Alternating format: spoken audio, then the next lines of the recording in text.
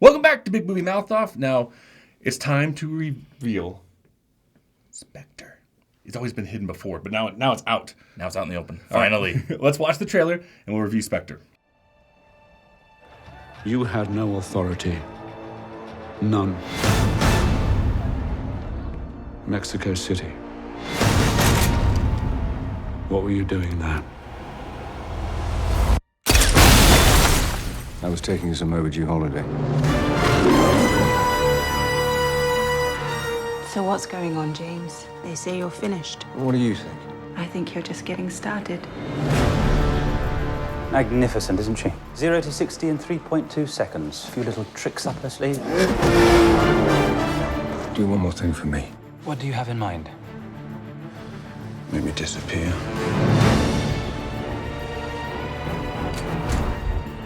Tell me where he is. He's everywhere.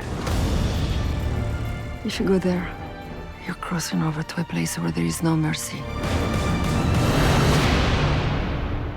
You're protecting someone. Get away from me! Why should I trust you? Because right now, I'm your best chance of staying alive. This organization, do you know what it's called? Its name is Spectre. Do you know who links them all? Me. Welcome, James. You came across me so many times, yet you never saw me. What took you so long?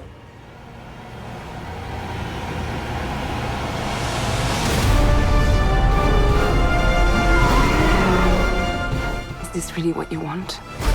Living in the shadows, hunting, being hunted, always alone. I don't stop to think about it. It was me, James. The author of all your pain.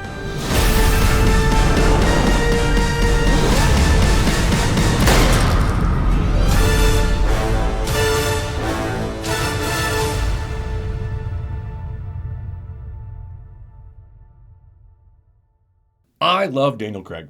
I love him. He's a great Bond. He's a great Bond. Sam Mendes returns to directing. He's the one who directed Skyfall. This time around, Bond has pretty much gone rogue. And he's been told by M, who we lost in the last one, in a video message, to do some things because you'll find out more about this hidden or syndicate known as Spectre. So jumping into it, here's the first thing, because you and I think we're on the same page on this one. Yeah. It's getting a lot of mixed reviews, but here's what I think the issue is. It's a better Bond film. They're pulling in a lot of the classic Bond stuff like Spectre, Blofeld, who is the classic Bond villain. And I was really worried he'd come off as campy after he was parodied by Dr. Evil. Oh, yeah. Because Dr. Evil is a parody, Blofeld parody. It's the guy with his white cat. Yeah. That's who we're talking about. But the reason I think it's getting mixed reviews is because people fell in love with Daniel Craig's version. Yes. Raw, gritty, I got mommy issues. That's their Bond. That's what they kind of jumped into. Then people like us, even I love Bond. I've seen all of them. I was in the, I was born in the 80s, so obviously this was going on way before I was born, but I went back and I watched all the Sean Connery ones and stuff.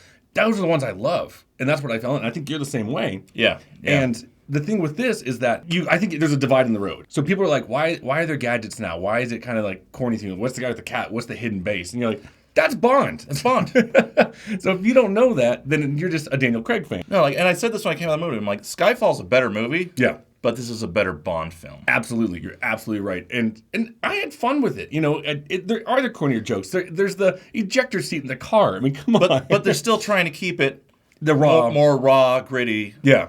Like the Daniel Craig ones have been. I think what they're doing is exactly what Marvel's doing with their properties. Is like, there's a lot of corniness in Marvel comic books. But what they're doing is they're kind of like militarizing it. Yeah, so they're just updating Bond. They're updating all those classic Bond tropes. Yeah. Because, we've got the villain with metal fingernails. Yeah, Jaws. Who doesn't speak. Jaws is the old one, but that's the homage. We've got a secret base. Yep. We've got the evil arch villain who's kind of been in the shadows the whole time. And don't forget, great corny lines. Oh, yeah. Because there's a part where he's basically saying, why'd you come here? And he goes, I came here to kill you. And he goes, I thought you came here to die.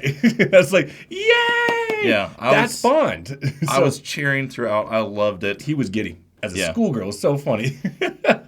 I love the classic Bond tropes. They're fun, and they've been updated. I think they did a great job updating them. Yeah. I will say the first half drags a little bit. Yeah. Well, the opening sequence is great. Opening sequence is fantastic. But then it slows down a bit. It drags a bit. Yeah. And there's a good chunk, like a good 20-minute chunk you could take out of this. Yeah.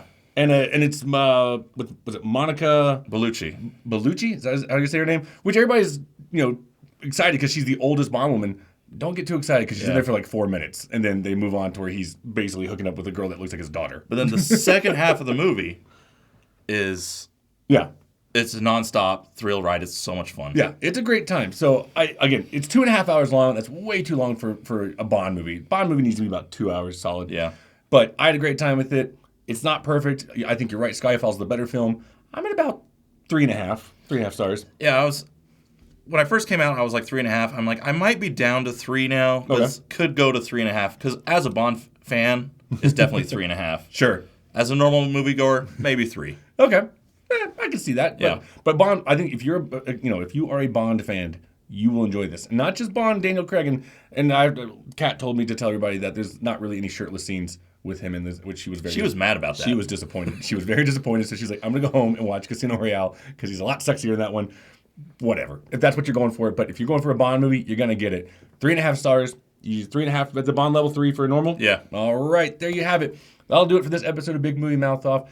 Go check out the Peanuts movie with the whole family. Take the older kids to Spectre. Yeah. You'll have a great time. It's a great week for movies. We had a good time. Next week we'll be reviewing The 33 for sure, and possibly Love the Coopers. We'll see how that goes. We'll see. Good luck with that. I won't be back. You're not coming back for that one? No. Okay. All right. Well, hopefully you guys will come back, and we'll see you next week.